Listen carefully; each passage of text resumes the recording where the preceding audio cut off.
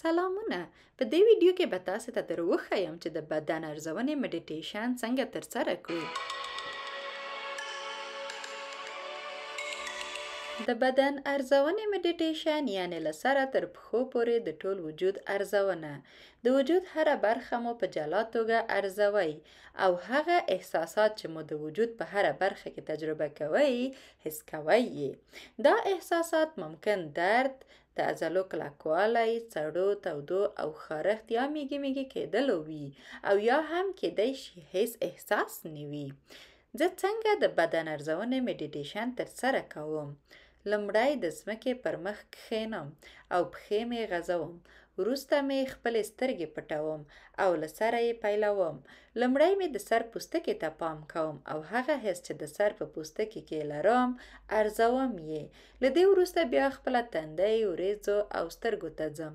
که چیرته مې سترګې راحته شوي نه وي راحته کوم یې. که چیرته مې ژامه راحته شوې نه وي هغه هم راحته کوم. وروسته بیا هغه احساسات چې د وجود او په ټول سر کې لرم حس کوم یې.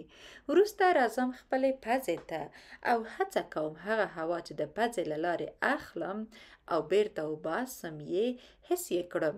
په همدې شیبه کې ساه اخیستلو ته د قدر په سترګه ګورم او دا د مرګ او ژوند ترمنځ لوی توپیر دی او ډیری وختونه د ساه اخیستلو په ارزښت نه پوهیږو، خو له همدې شیبې وروسته ساه اخیستو ته د قدر په سترګه ګورم. بیا راځم خپلې غاړې ته. هڅه کوم که چیرته یې درد او د عضلو کلکوالی درلود هغه حس کوم. بیا ځم خپلو اوږو ته. که چیرته راټولې شوي وي هڅه کوم چې راحته یې کړم.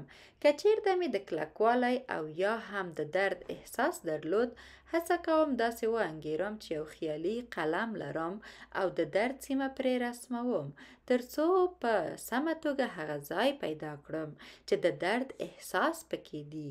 وروسته یې بیا تر یو څو ثانیو پورې همداسې پرېږدم. وروسته بیا خپلې سینې او ټټر ته راځم او داسې احساس کوم چې د ساه اخیستلو پر مهال مې سینه ښکته او پورته ځي.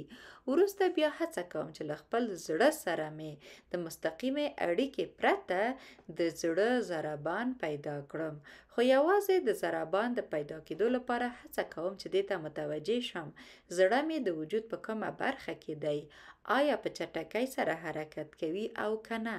بیا د دې ارزښتناک غړي چې شپه ورځ زموږ د ژوندي پاتې کېدو لپاره کار کوي قدر وکړو. وروسته بیا خپلې خېټې ته ځم او هر هغه حس چې په خپله خېټه کې لرم تمرکز پرې کوم. آیا د مړښت احساس لرم؟ د ولګې احساس لرم؟ آیا کولی شم چې د ساه اخیستلو پر مهال د خپلې خېټې ښکته او پورته کېدل حس کړم؟ معمولا د ناستې پر مهال کله چې ساه اخلم خېټه مې هغومره ښکته او پورته نه ځي. په دې وخت کې د خېټې پر ځای مې د اوږو او د سینې د قفس ډېر احساس کوم او کله چې اوږد غځېږم کولی شم چې د تنفس پر مهال دا حس کړم چې خېټه مې ښکته او پورته لوري ته حرکت کوي. وروسته راځم خپلې ملا ته. له پورتنۍ برخې څخه یې پیلوم تر منځنۍ او بیا تر وروستۍ برخې پورې. د ملا هر بند په جلا توګه احساس کوم او هر احساس چې پکې وي هغه پیدا کوم. وروسته د ورونو برخې ته راځم او د ځمکې ملاتړ د ناستې پر مهال ښه احساس کوم. بیا ځم ورونو ته او تر هغو وروسته بیا زنګنونو ته ځم، ځکه معمولا کله چې پر ځمکه ناسته یم پښې مې ټولې کړي دي او کله چې خپلې پښې غځوم په ورونو کې ډېر ښه احساس لرم او د دې کشوالي څخه د خوند اخیستلو لپاره خپلې پښې همداسې غځېدلی پرېږدم. وروسته بیا پر پنډیو او په ټوله کې پر پښو ګرځم. دې وخت کې مې پښې تر ډېره د یخوالي احساس کوي یا هر احساس چې وي. زه یوازې د وجود پر هغې برخې تمرکز کوم کومه احساس چې لرم هغه حس کړم. که چیرته د بدن ارزونې میډیټیشن د 25 دقیقې تمرین په پای کې ترسره کړم معمولا په دې وخت کې مې پښې د میږي کېدلو احساس وکړي او په دې وخت کې یوازې هڅه کوم چې همدا احساس حس کړم. د بدن ارزونې میډیټیشن له سره تر پښو پورې بشپړ پای ته رسیږي او بیا نو د ژورې ساه اخیستو سره یې 3 ځله بشپړوم. یوه ژوره ساه اخلم او وروسته هوا وباسم.